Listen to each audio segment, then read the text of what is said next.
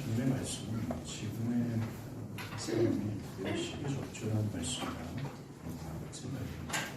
현재 온 나라는 육체의 건강과 생명을 지배하는 관심을 드리고 있습니다. 그것의 소중함을 잘 가고 있다는 것이죠. 교회도 예외가 아닙니다. 육적인 건강과 생명을 보호하기 위해서 교회도 최선을 다하고 있습니다. 지금과 같은 시기에는 마땅히 또 그래야 됩니다. 그러나 문제는 너무나 육적인 것에 관심을 기울인 나머지 영적인 것을 소홀히 여기는 현상이 곳곳에서 일어나고 있습니다. 현재 바이러스 전염을 방지하기 위해 대부분의 교회들이 공청 예배를 다른 대체 수단을 사용하고 있습니다. 부득이한 상황이 되었습니다. 충분히 이것을 우리가 정죄하거나 그런 손가락질해서는 안 됩니다. 그들을 위로해야 되는 것이죠. 그러나 이러한 상황 가운데 우리가 우려하는 일들이 벌어지고 있다는 겁니다. 다는 아니겠지만 신자들이 예배를 드리는 데 있어서 마치 여름방학을 앞둔 학생들처럼 하나님을 향한 자세가 현저하게 떨어지며 흐리멍텅해졌다. 예배를 향한 영적인 긴장과 기대가 사그러들고 있으며 이 공동체가 보여주는 이 영적인 유익을 누리지 못하는 이유로 점진적으로 그들의 영혼이 메말라 간다는 것 우리가 부인할 수가 없습니다. 이러한 상황에 있는 우리들에게 오늘 주님은 우리의 흐트러진 정신과 영혼을 깨워주시고 더 열렬히 이 생명의 공급자 되신 그리스도를 집중케 하십니다. 이 말씀을 통해서 우리가 더 영적이고 또 영원한 것을 더 집중하길 바랍니다. 그것으로 인해 그것을 허락하신 그리스도 예수를 더 찬미하는 자가 되기를 간절히 바랍니다. 주님이 오늘 썩어질 양식을 위해 일하지 말라 하셨습니다. 이것은 우리가 먹어야 될 음식을 구하기 위해 일하지 말라라는 뜻이 아닙니다. 우리는 우리의 생존에 필요한 양식을 얻기 위해 일해야 합니다. 그것도 부지런하고도 성실하게 일하며 육체의 필요를 구하는 것이 마땅합니다. 주님께서도 일용할 양식을 구하라. 즉 우리 오늘 하루 생존하기 필요한 물질과 건강과 학업과 지혜와 이 모든 요소를 하나님께 구하라 할 정도였습니다. 더 나아가 사도 바울은 일하지 않는 자는 먹지도 말라고 명하십니다. 데살로니가후서 3장 10절이죠. 누구든지 일하기를 싫어하거든 먹지도 말게 하라 했더니 우리가 들은즉 너희 가운데 게으르게 행하여 도무지 일하지 아니하고 일을 만들기만 하는 자들이 있다 하니 바울은 이제 곧 주님이 오실 텐데 우리가 일해봤자 무슨 소용이 있느냐 라고 하면서 자기의 생계를 접고 일하지 않는 게으른 자들을 책망했습니다. 즉 신앙한다라는 핑계로 일하지 않고 게으른 자들을 책망했다는 거죠. 오늘 주님께서 하신 말씀은 결코 우리의 필요를 구하기 위하여 일하지 말라는 말씀을 하신 것이 아닙니다. 이 말씀은 우리가 그동안 모아왔던 예수를 떡 때문에 따르는 무리를 향한 책망이셨습니다. 영생을 얻기 위해 예수를 따르는 것이 아니라 예수의 이적으로 나타난 떡으로 배부름을 얻기 위하여 따랐던 그들의 물질주의적 태도를 겨냥한 거예요. 썩어질 것을 위해 예수를 따랐던 것을 문제 삼는 것입니다. 오늘 주님이 썩어질 양식이라고 말씀하실 때 썩어질 양식이란 시간이 일정 기간 지나면 공기 중에 떠도는 각종 세균 등으로 썩어져 사람들이 섭취할 수 없는 상태가 되는 양식을 가리킵니다. 사실 이 범주에 들어가지 않은 양식은 아무것도 없습니다. 모든 음식과 양식은 시간 중에서 공기 중에 썩어질 수밖에 없다는 거죠. 또 넓게는 이 범주에 들어가는 것은 이 세상에 속한 모든 것이라 할 수 있습니다. 정말 이 세상에 속한 모든 것들은 그 어떤 것도 빠짐없이 영원하고도 지속된 것이 없다는 겁니다. 사람들이 가지고 있는 물질의 부유함도 한계가 있습니다. 우리가 수고해서 벌어들이는 모든 것 또한 지속되지 않습니다. 죽기를 각오하고 벌어들이는 양식이든 돈이든 곡식이든 시간 속에서 아쉽지만 사라지고 썩어지고 소비되어집니다. 심지어 사람들의 육체 또한 세월이 지날수록 시편 73편의 말씀처럼 후패해져 가는 것을 막을 수가 없다는 겁니다. 아름다운 외모도 건강도 그뿐만이 아닙니다. 눈에 보이진 않지만 나의 이 교만한 견해와 정신, 나를 지겹도록 고집하고 있는 이 자기중심성 등 저는 개인적으로 이것이 가장 큰 문제라고 생각합니다. 마땅히 사라져야 되며 썩어져야 될 것들임에도 사람들이 여전히 집착하는 모든 것들이 이 범주에 속합니다. 이 사실을 너무나도 깨달았던 이 솔로몬이 말한 결론, 이 세상에 존재하는 모든 것들의 결론이 헛되고 헛되니 모든 것이 헛되다 할 수 있습니다. 주님의 말씀은 자신을 이 썩어질 것을 얻기 위하여 따르는 이 모든 악한 동기를 책망하시면서 그렇게 하지 말라고 하는 것입니다. 우리가 주님을 믿고 따르는 동기가 이래서는 안 된다는 말씀입니다. 주님은 마태복음 10장 28절에 몸은 죽여도 영혼은 능히 죽이지 못하는 자들을 두려워하지 말고 오직 몸과 영혼을 능히 지옥에서 멸하실 수 있는 이를 두려워하라 하셨습니다. 주의 뜻을 따를 때 다가오는 육체적인 위협과 손해 등을 감수하는 것을 두려워하지 말고 우리가 주님의 명령을 따라 살아갈 때 우리는 결국 세상을 거스를 수밖에 없습니다. 우리의 삶에 어떤 손해가 뒤따르고 또 우리의 육체나 우리의 삶의 영역이 어떻게 해를 당할 수 있다는 위협이 느껴질 수밖에 없습니다. 그럼에도 불구하고 도리어 죽기를 각오하고 그 영원한 것을 위해 몸부림치라 말씀하십니다. 영원한 것을 위해서라면 영원하지 않는 것을 버리는 자가 되라고 얘기하십니다. 만약 썩어질 것을 위해 신앙하거나 썩어질 것 때문에 신앙과 영원한 것을 소홀히 여긴다면 그들의 끝은 우리가 지금 보고 있는 이 무리들의 결론과 똑같이 되고 이 무리들의 결국은 지금 썩어질 것을 위해 주님을 따랐던 이들의 결국은 주님을 따른 대교 아니겠습니까? 그렇습니다. 이와 같은 자들의 끝은 분명합니다. 너무나도 확실하게 썩어질 것 때문에 주님을 따르는 자들의 결국은 파멸이다. 이처럼 주님은 신앙하는 동기를 말씀하실 때 부정적인 요소를 제거하는 것을 먼저 명령하셨습니다. 이것에 대해 어떤 분들은 기왕하실 거 그렇게 합니다. 결론적으로 긍정적인 것이 중요한 것 아닙니까? 긍정적인 것만 말해도 우리가 충분히 알아들을 수 있습니다. 사도 바울도 서신서를 보면 항상 부정적인 것을 금하는 것을 명령한 다음 긍정적으로 나아가고 그리고 옛 설교자들의 설교에서도 부정적인 것을 먼저 폭로하고 이 시대의 잘못된 신앙관을 비판하는 것을 선행하는 것을 볼 수 있는데 그런 것 때문에 사람들이 복음에 대해서 거북하게 여기고 불편해하는 거 아닙니까? 라고 말씀하시는 분들이 있을 수 있습니다. 예, 맞습니다. 사람들은 바로 이러한 점 때문에 복음을 거북하게 여기고 또 불편하게 생각했습니다. 그러나 그들이 그렇게 했던 이유는 또 오늘 주님이 이렇게 말씀하시는 이유는 그 부정적인 요소들이 제거되지 않고서는 뒤따르는 참된 신앙의 동기를 세울 수 없기 때문입니다. 하나님께서 예레미야를 부르실 때 이렇게 말합니다. 네가 그것들을 뽑고 파괴하고 파멸하고 넘어뜨리며 건설하고 심게 행하라. 이 말씀처럼 기독교 복음은 먼저 사람들 내면 안에 썩어질 것을 집착하고자 하는 이런 죄된 견관진들을 파하고 제어하는 명령을 먼저 하신다는 겁니다. 왜요? 기독교 신앙은 기존에 썩어질 것을 추구하는 견해와 정신을 그대로 유지한 채 새로운 무엇을 덧입히는 것이 아니기 때문에 그렇습니다. 성경은 기독교 신앙을 새롭게 태어나는 것, 새로워지는 것으로 표현하면서 기존의 것, 옛 것과는 전방위적인 차원에서 다르다라고 얘기하는 겁니다. 기독교 신앙은 우리가 전방위적으로 새로워지고 새롭게 태어나는 것이라고 얘기를 하고 있습니다. 전과 다르다라는 것입니다. 생각해 보세요. 아무리 신선하고 또 깨끗한 음식이라 할지라도 이미 썩어져 있는 음식과 함께 한다면 결과는 뻔합니다. 썩어질 수밖에 없다는 것이죠. 오늘날 신앙의 문제가 이겁니다.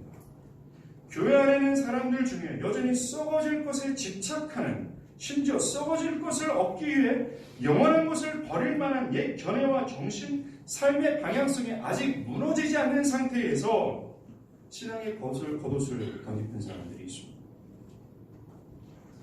그들의 모습은 절대로 주님의 뜻과 명령을 따를 수가 없어요. 그 문제는 이들은 자신이 이러한 상태라는 사실을 전혀 의식하지 못하고 있더라. 먼저 무엇을 하지 말라라고 하는 이 부정적 명령이 우리 마음 가운데 선행적으로 역사돼요. 즉 썩어질 것을 추구하며 썩어질 것에 집착하고자 하는 이런 견고한 진들이 성령을 통해서 뽑히고 무너지고 하늘되는 역사가 선행됩니다.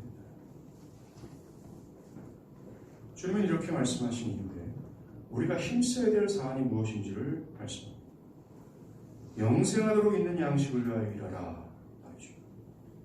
여기서 일하라 라는 의미는 애쓰고 힘을 쏟아야 된다는 의미가 있습니다. 그래요.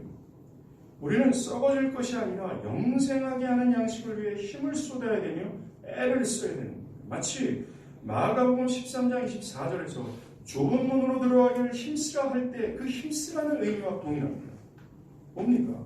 전쟁터에서 적군을 향해서 죽음을 각오하고 돌진하면서 저 높은 고지를 차지하고자 애를 쓰고 힘쓰는 군사와 같이 힘쓰라는 뜻이 여기 내포되어 있는 겁니다.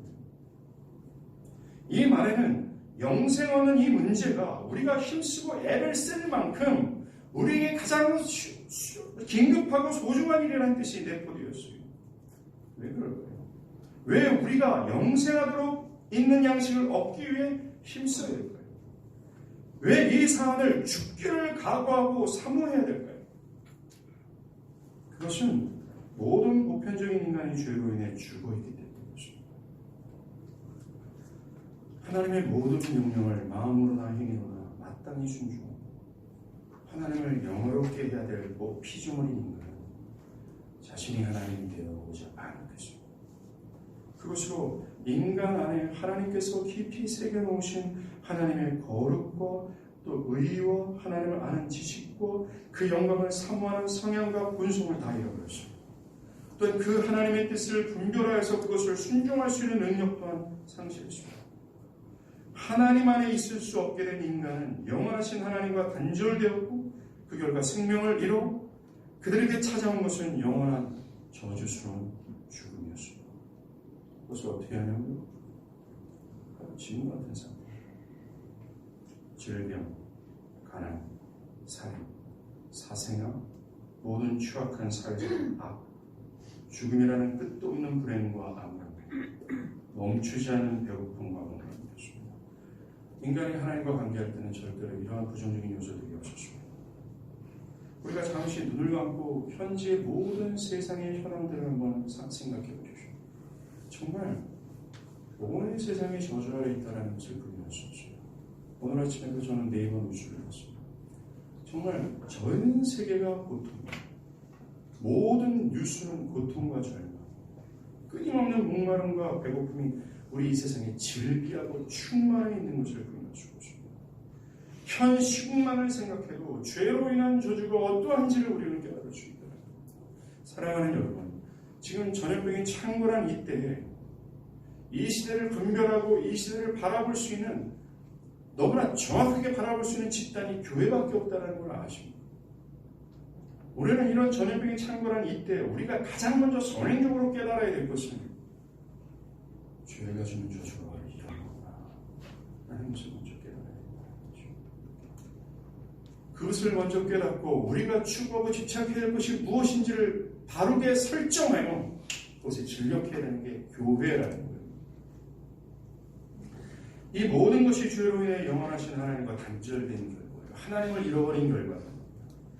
문제는 모든 보편적인 인간이 하나님을 향하고자 하지도 않고 할 수도 없는 완전 무능력의 상태에 있다는 겁니다. 사람 안에 있는 지혜와 힘으로는 하나님을 믿을 수 없을 정도로 완전 부패의 상태에 놓이게 되었습니다. 하나님을 영화롭게 하기보다는, 영원한 것을 향하기보다는 마귀처럼 자기중심적이며 자기만을 영화롭게 하고자 썩어질 것을 집착하는 거예요. 이것이 인간의 상태입니다. 이 모든 것의 결과는 파멸적인 죽음이에요. 이것이 바로 우리가 영생하도록 있는 양식을 죽기를 각오하고 힘써 구해야 될 이유입니다. 상황이 이러는데 사람들이 여전히 영생하도록 있는 양식을 구하기보다는 썩어질 것을 위해 애를 쓰고 오늘 본문에 사는 거죠. 여러분들은 어떻습니까? 신앙, 영원한 것, 하나님, 그 나의 전부가 되시는 그리스도, 하나님을 영화롭게 하는 것, 이런 것에 목말라합니까? 아니면 자녀, 외모, 돈, 이런 것에 집착하고 있습니다. 여러분이 영원한 것을 위해 힘쓰지 않는 이유는 첫 번째, 썩어질 것을 향한 집착, 이 견고한 진이 파하지 않기 때문에. 썩어질 것을 집착하는 한 결코 여러분은 영원한 양식을 향해 힘쓰지 못합니다. 여러분이 지금 끝도 없는 층층이 허덕이겠다고 한번 상상해 보십시오. 죽음과 영원한 고통 앞에 직면해 있다고 생각해 보십시오. 내가 받아야 될 죄값을 영원히 치른다고 생각해 보십시오. 사실 여러분이 놓인 상황이 이거고, 만약 이것을 바르게 한다면 내가 이 죽음에서 살 수 있는 양식을 얻기 위해 분명히 노력하고 힘을 쏟을 것이 분명합니다. 현 상황에서 정부와 온 국민이 바이러스 전염을 막기 위해 전심을 기울이고 있는 거죠. 마스크를 구입하기 위해 새벽부터 줄을 서서 얻으려고 하는 거죠. 자신의 건강과 생명을 지키기 위해서라는 무엇이든지 하려고 하는 것처럼 죽지 않고 살고자, 하나님 없는 죽음에서 죽지 않고 살고자, 이 영원한 파멸에서 구원을 받고자 하는 무엇인가를 하려고 해요. 주께서 영생하도록 있는 양식을 위해 애쓰고 죽기를 각오하고 힘쓰고, 사랑하는 여러분, 주님이 오늘 영생하도록 있는 양식을 위하여 힘쓰라, 이 말씀은 정말 모든 보편적인 인간들을 향한 하나님의 그 맞다가 매우 논리적이고 이성적인 그런 설득이 된다 저는 생각합니다. 오늘 주님은 이처럼 죽어있는 인류가 영생하도록 하는 양식이 있음을 말씀하십니다. 여러분, 영원한 생명을 얻는다는 말이 무엇일까요? 단순히 영원토록 죽지 않는다는 생각을 여러분들 하십니까? 그렇다면 기독교가 말하는 영생, 영원한 생명을 많이 오해하고 있는 것입니다. 그것은 매우 1차적이고 초보적인 생각이에요. 이 영원한 생명을 얻는다는 말은 먼저 앞에서 말했던 이 저주스러운 죽음에서 살아난다는 겁니다. 구체적으로는 그동안 자기를 하나님으로 여기며 살았던 반역한 죄인들이 아담처럼 하나님을 온 마음과 뜻과 정성을 다해 사랑하며 그분을 오매불망 향하는 본래의 상태가 된다는 말씀이에요. 첫 아담처럼 하나님의 뜻을 성령을 통해 그 마음에 새기고 자기를 부인하며 그 뜻에 순종하는 것이 그들의 기쁨이 되는 상태를 의미하는 거예요. 썩어질 것을 기꺼이 버리면서 하나님과 그의 것을 향하고 사모하는 상태라는 뜻입니다. 이것이 영원한 생명을 얻은 상태가 되는 거예요. 즉 이것이 구원받은 신자의 상태며 구원받은 신자의 내면의 상태가 바로 영원한 생명의 상태라고 얘기할 수 있다는 거예요.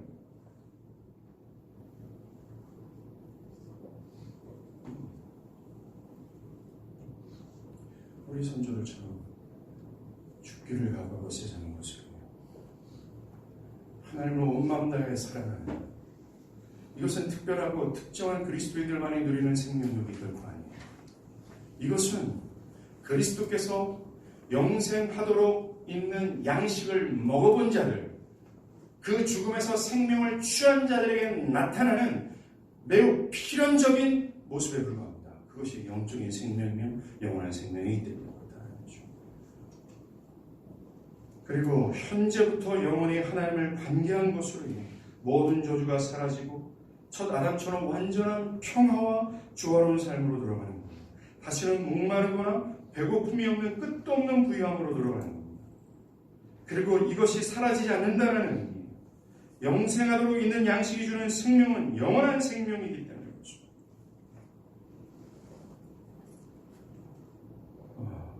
저는 여러분들에게 다시 한번 보고 싶고, 여러분들 안에는 그 영적인 생명력이 여러분들이 역동하고 있습니다. 이 생명력이 여러분들의 삶을 이끌고 여러분들의 견해와 정신을 지배합니다. 그래서 실제적으로 여러분의 어떤 선택과 결정, 또 여러분들이 행동하는 모든 어떤 동기가 이 생명력의 지혜를 갖고 있습니다. 하나님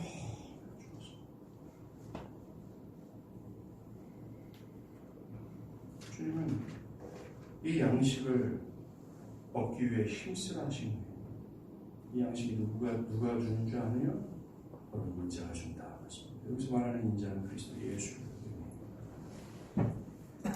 사실 오늘 부분의 핵심적인 이 말씀 바로 이겁니다. 영생하도록 있는 양식을 위하여 하라. 이 양식은 인자가 너에게 주리라. 이것이 35절에도 확실해지죠. 나는 생명의 떡이니 내게 오는 자는 결코 줄이지 아니할 터요 나를 믿는 자는 영원히 목마르지 아니하리라. 27절의 핵심은 예수가 영생하도록 있는 양식을 주시는 분, 생명의 공급자임을 말씀하십니다. 사실 요한복음 시작과 끝부분은 이걸로 감싸져 있어요.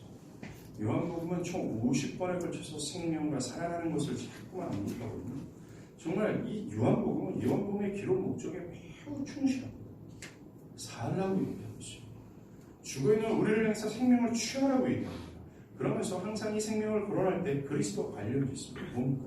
그리스도가 이 생명의 주관자를 공급자라는 사실을 거듭 알게 됩니다. 35차례나 또 간접적으로 50차례나 하죠. 요한복음 14장 16절에 예수께서 이르시되 내가 곧 길이요 진리요 생명이니 나로 말미암지 않고는 아버지께로 올 자가 없느니라. 요한복음 5장 40절 그러나 너희가 생명 얻기를 영생 얻기를 위하여 내게 오기를 원치 아니하라. 요한복음 10장 28절 내가 그들에게 영생을 주노니 영원히 멸망하지 아니할 것이요 또 그들을 내 손에서 빼앗을 자가 없느니라. 요한복음 10장 10절 내가 온 것은 양으로 생명을 얻게 하고 더 풍성히 얻게 하려는 것이다. 죄와 허물로 죽은 인간은 죽은 지 오래된 부패한 시체와 같습니다. 마치 죽은 나사로가 죽은 지 사흘이 지난 상태와 같아요. 예수께서 나사로의 누이들에게 무덤에 돌을 옮기라 하니까 마르다가 뭐라고 하냐? 죽은 지 오래돼서 냄새가 나나이다. 완전히 부패해서 상에서 썩어 있습니다. 무엇을 한들 그가 살아날 가능성은 아무것도 없습니다. 라고 판단합니다. 사랑하는 여러분, 이것이 저와 여러분의 상태였었어요.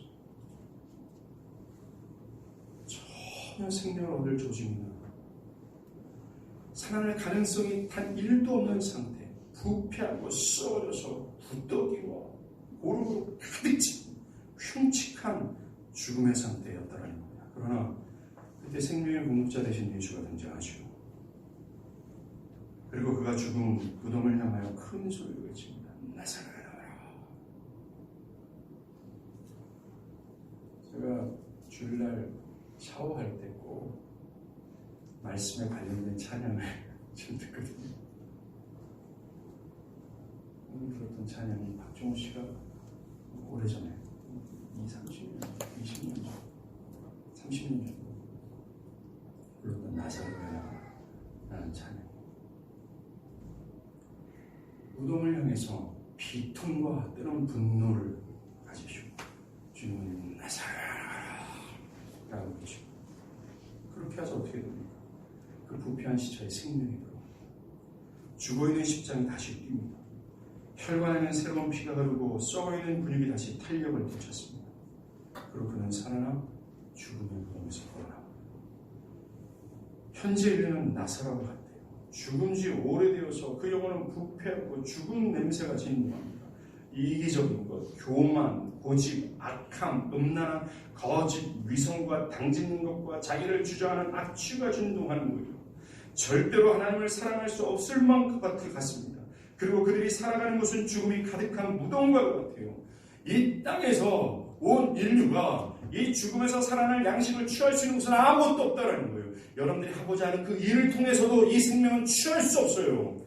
세상의 수많은 학문과 또한 정치와 어떤 정치의 정책이라 할지라도 이 썩어있는 나사로들을 다시 살릴 수 있는 양식은 없다라고 얘기하는 거예요. 사람들의 절망한 그 상태를, 사람들이 죄의 저주에서 허덕이는 그것을 그 누구도 여기서 이 땅에서 얻을 수 없다라고 우리는 알아야 되는 거예요. 나사로가 처해 있는 현실은 죽음에 가득한 무덤이에요. 살아날 가능성이 없습니다. 그런데 나사로가 어떻게 살아나요? 나사로가 어떻게 죽음에서 생명을 취합니까? 그리스도로부터라는 거예요. 예수가 무엇을 했기 때문에 그래요. 이 나사로 사건이 영생하도록 있는 양식을 누가 주시는지를 정확히 보여주는 역사적 사실이에요. 여러분은 자신이 죽은 나사로 같다고 생각하십니까? 하나님의 영광과 아름다움을 보지 못하고 그냥 썩어질 것에 집착하며 살아가는 거예요.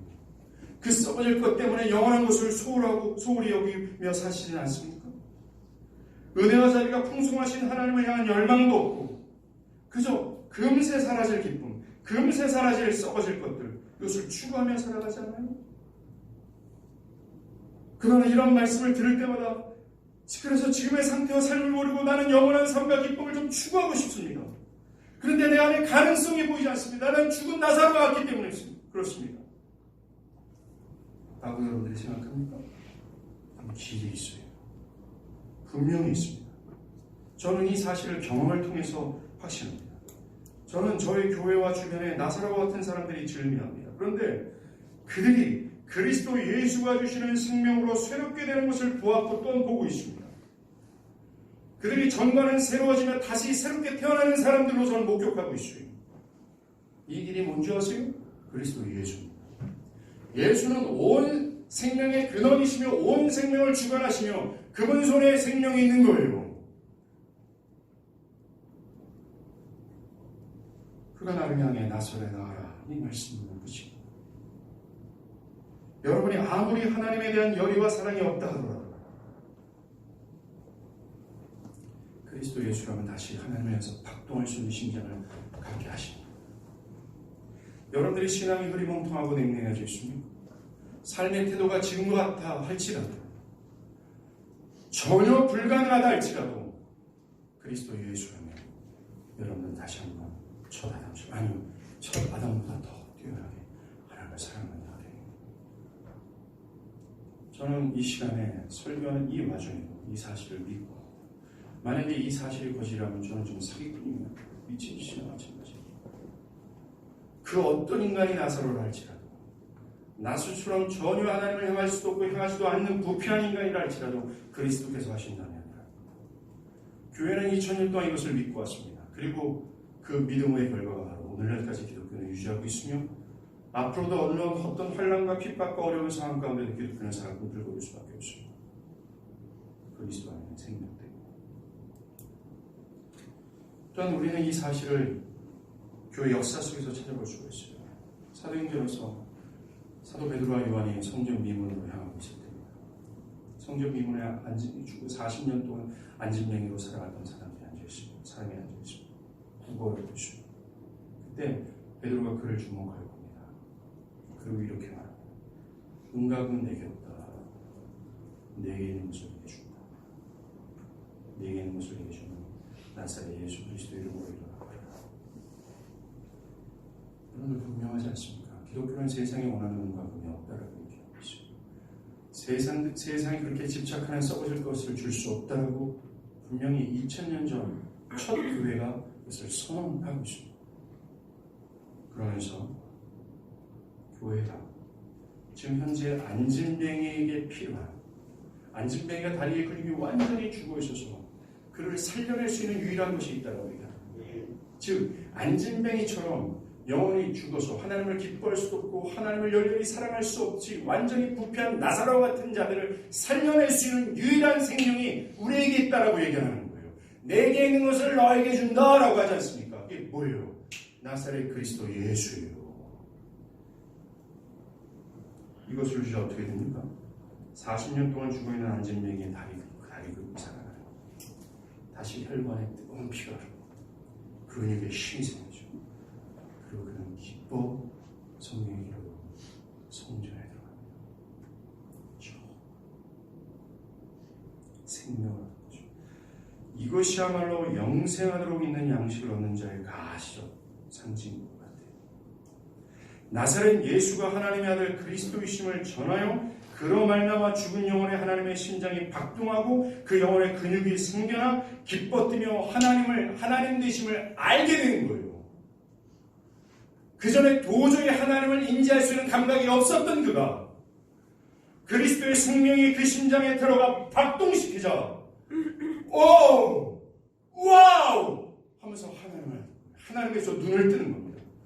정말 선배들이, 부모님들이, 야, 하나님 얼마나 사랑인 줄 알아, 하나님을 경외해야 돼 라고 주구장창 말할 때는 아무런 감각이 없었는데 이 영생하도록 있는 양식을 주시는 인자가 그에게 생명을 줄 때 귀로만 듣던 하나님을 이제서야 눈을 뜨고 하나님을 보는 거예요.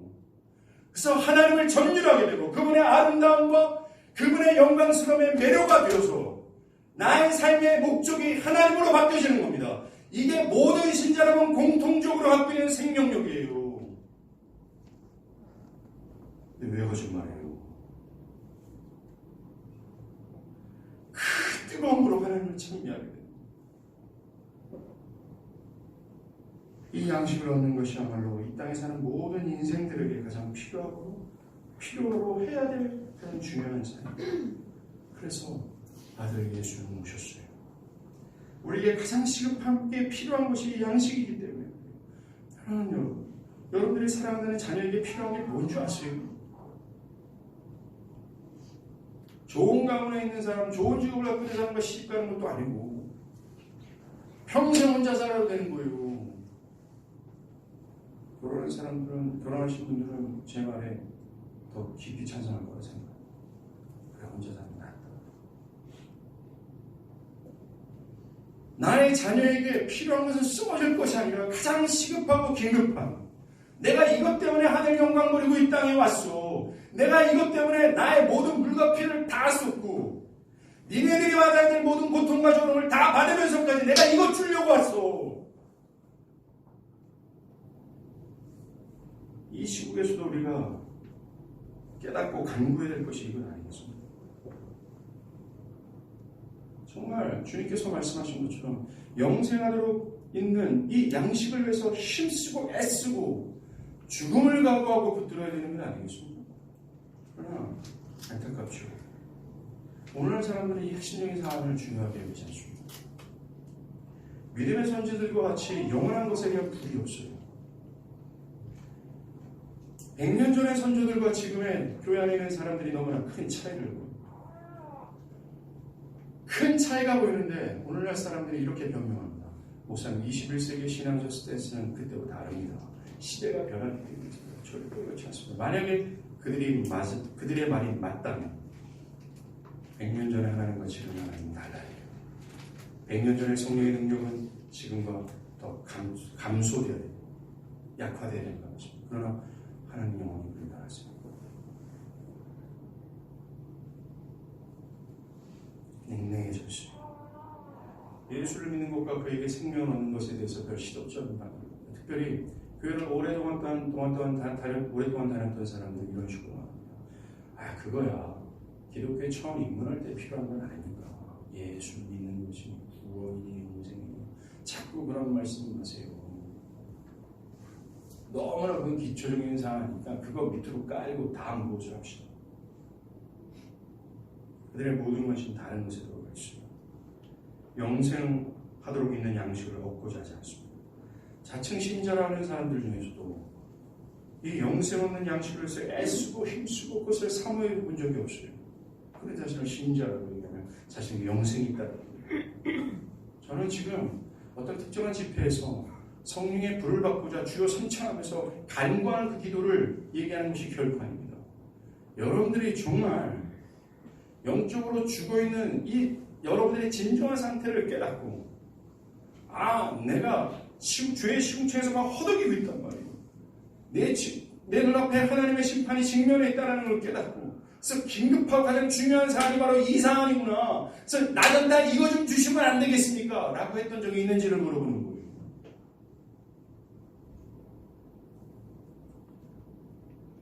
그런 것도 없은 채 자신을 신자다, 영생이 있다라고 하면서 그런 현재 삶에서 그냥 시집가고 장가가고 밭을 일고 자녀를 양육하는 것에 더 큰 가치를 두고 살아요. 만약 나 자신이 지금 이렇게 이런 상태로 여기 앉아있다면 오늘 시간 재수정되기를 바랍니다. 내가 왜 교회를 다니고 그리스도를 믿고 내가 무엇을 위해 살아가며 내가 무엇을 위해서 애써야 되는지. 정말 주님은 우리가 당신을 썩어질 것을 위해 따르는 것이 아니라 영생하는 양식을 얻기 위해 따르기를 바라세요. 어느 정도냐면 그는 오늘 본문에서 자신을 인자라고 표현하죠. 여기서 말하는 인자는 뭡니까?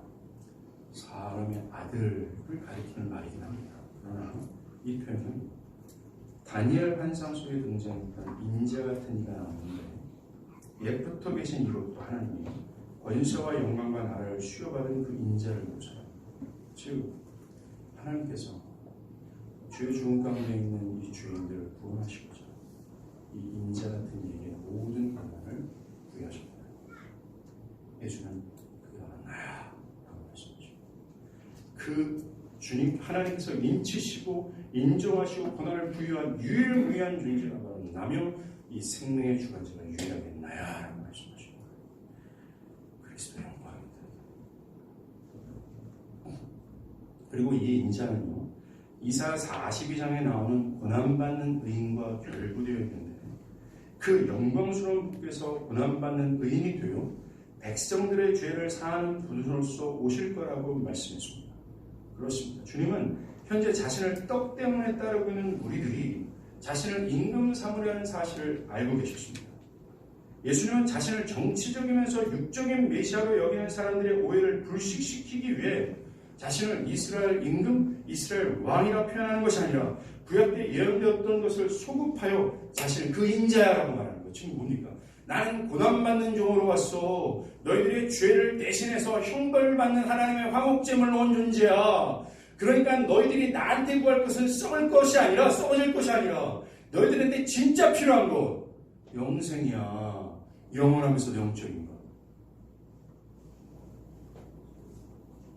주님은 그 자신을 그 불선한 동기에서 쫓고 있는 사람들의 어떤 동기를 불식시키고 있어요. 착각이에요. 도리어 자신이 죄사함과 영생을 위해 고난받는 분임을 강조한 것은 우리 자신을 오해하게 하는 개념들을 다 재설정하게 말하셨습니다.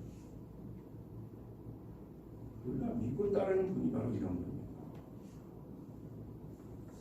여러분들이 기독교 와서 믿는다는 그 믿음의 대상이 바로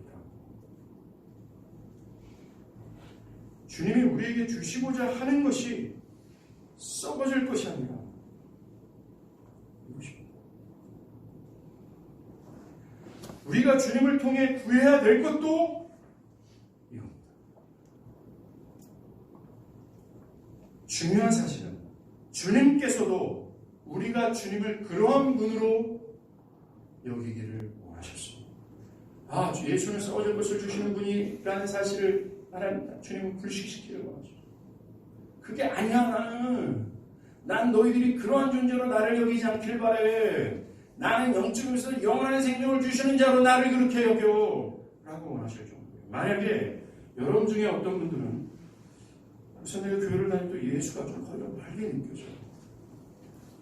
내가 예수를 사랑해야 된다는 거 하는데 정말 실제적으로 그렇게 예수를 사랑하고자 하는 마음도 잘 안 생겨요.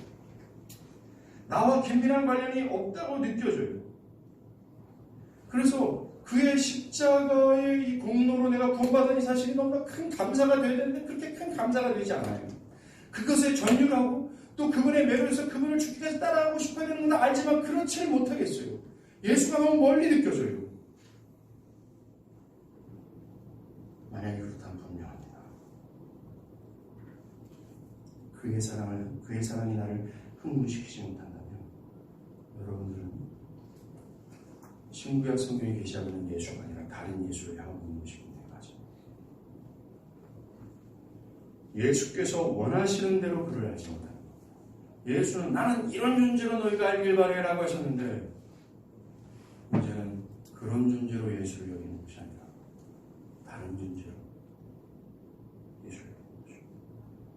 예수께서 우리에게 주시고자 하는 바를 구하지 않고 얻지 않았기 때문에 그렇습니다. 절대로 성경이 계시하고 성령이 알려주시는 예수를 한다면 그럴 수 없어요. 다른 예수를 알고 있습니다. 여러분들이 만약에 예수가 주시고자 하는 것을 진정으로 얻었다면 앞에서 나열한 그런 냉랭하고 무정한 상태에 있을 수 없다.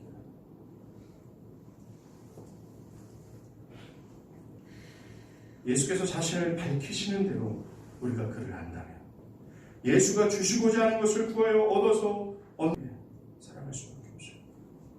그래서 우리는 끊임없이 내 자신이 돌이켜주고 재수정하기를 원하시는 하나님의 음성으로 들어야 됩니다. 이것을 소홀히 여기고 있지는 않습니다. 이 영적이면서도 영원한 것, 이 생명과 이 생명력이 여전히 내 안에 역동하는 것을 관심을 기울이지 않고 소홀히 여기지는 않습니다. 특별히 지금의 정국이 육적인 건강과 생명에 중요시 되고 있는 이때일수록 우리는 영원한 생명을 위해 양식을 더욱 사모해야 될 거예요. 왜냐하면 지금의 정국이 우리를 이 삶에 대해 소홀히 여기도록 하기 때문인 것입니다. 여러분들의 정신없는 일상은 어떻습니까? 매일 기도와 매일 성경의 게으름을 통해 또 그렇지 않습니다. 성경과 기도가 아닌 TV와 스마트폰에 열중한다면 더 그럴 수밖에 없습니다. 영적인 활동을 뒤로하고 세상의 것들에 매였다면 그럴 수 없습니다. 예수는 여러분에게 별 시덥지 않은 존재로 여겨질 거예요. 정신을 차리고 깨어있길 바랍니다. 자, 이쯤 되면 지금 썩어질 것을 얻기 위해 예수를 따르는 사람들은 정신을 차려야 됩니다. 자신들이 영생하도록 있는 양식을 구해야 될 죽을 자라는 사실을 인식해야 돼요. 이 죽음에서 살려내는 양식을 구했어야 되는 겁니다. 그리고 그것이 나 인자된 내가 주는 거야 라고 그 말씀을 들었던 이 무리들은 예수께 나 좀 그거 좀 주세요 라고 얘기해요. 믿음의 반응을 보였다는 겁니다. 믿음이 뭡니까? 주여 내가 주여 하물로 죽고 있어요. 이 영원한 저주에서는 살아날 가능성이 없습니다. 내가 어떻게 할 수가 없사오니 주여 나에게 그 양식을 주시면 안 되겠습니까? 라고 하는 그 믿음 말이에요. 근데 오늘 본문에 나온 사람들은 정신을 차리셨습니다. 옛날부터 가졌던 생각 그대로를 고집하는 거예요. 이것이 나의 모습을 그대로 반영하고 있지 않습니까? 하나님의 말씀이 주구장창 말하고 또 말하고 있는데 영원한 것을 좀 향하라고 하나님을 좀 사랑하라고 영원한 양식을 예수의 손에 있으니까 썩어질 것 구하지 말고 이것부터 좀 구하라고 이것이 가장 긴급하고 중요한 사항이라고 말하고 또 말하고 이 오늘 본문에 나온 사람과 같지 않냐라는 거예요. 여전히 그 썩어지고 소비되어지고 사라지는 것 이 죽음의 무덤과 같은 이 세상 속에서 어떤 학문이니 미래의 어떤 것이니 이걸 통해서 이 저주에서 벗어날 줄 아닐까 하는 이런 어리석은 생각으로 매어서 살아가지 않지 않냐 말이에요.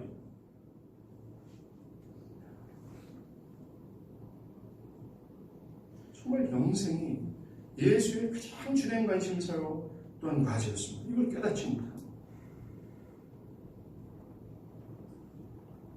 오늘 교회 안에 있는 저와 여러분과 같은 사람 이와 같진 않냐. 영생이야말로 가장 최우선적인 과제인데 그것을 소홀히 여기면서 너무나도 일찌감치 자기가 영생을 가졌다고 봐요. 사람들이 난 영생을 가졌어 나는 확신해 라고 하는 근거를 모르겠어요.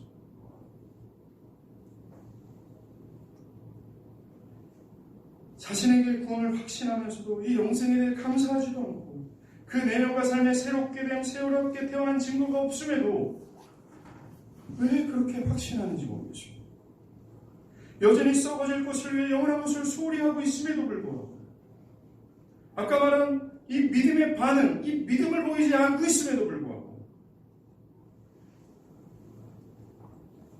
오늘 말씀을 들으면서 정말 내가 썩어질 것을 향하고 있구나. 썩어질 양식을 위해서 주님을 따르고 있는 이 잘못된 동기에서 실행하고 있구나. 라는 것을 깨닫다. 지금까지 출국 그러면서 단 한 번도 내가 허물과자로 죽어있구나. 이 영원한 저주가 끔찍스럽구나. 내가 죄의 시궁탕 가운데서 허덕이고 있구나. 이런 사실을 한 번도 깨닫지 못했다면 그래서 그 깨달음 속에서 그리스도 예수가 주시는 양식을 구하고 또 구하고 나의 그 인생에서 가장 중요한 한과 그 생명을 얻는 것이 한 번도 되어본 적이 없는 사람이라면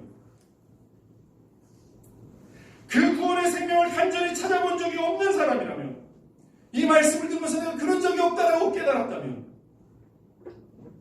생명의 주관자 되신 예수께 부활하셔야 돼요. 나에게도 주시면 안 되겠습니까?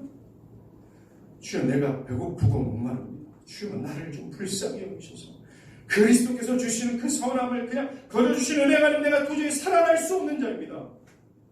나가면서 그리스도를 믿음으로 그리스도를 향해야 됩니다.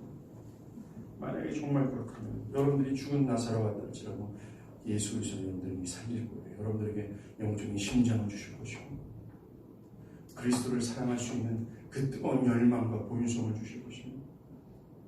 어떠한 상황과 사태 앞에서도 세상을 거스르면서 주의 말씀을 복종하는 것을 기뻐하는 결자로 여러분 세워지게 되고, 전과 달라지는 거죠.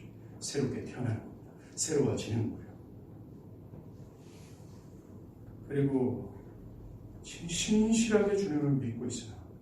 오늘 말씀을 들으면서 내 신앙이 격일로 빠져있다고 느꼈다요. 지금 주님께 돌이키길 바라고, 좀 정신을 차리고 나의 영혼을 리셋하여서 신앙을 함께 힘써 보이지 못하는 이때일수록 더욱 이것이 필요해요. 이제 공동체가 주는 유익, 공동체가 주는 그 공동체와 함께 드리는 예배를 통해서 누리는 이 온갖 이 은혜를 우리는 이 세태소에서 점진적으로 잊어버려요. 여러분들이 각자의 삶에서 각개점수를 보인다는 건 불가능합니다. 거의 불가능할 정도로 힘듭니다. 사랑하는 여러분, 더욱 정신을 차리고 영원한 모습을 위해 사시기 바랍니다. 기도하겠습니다. 시간을 기도할 텐데 말씀을 기억하면서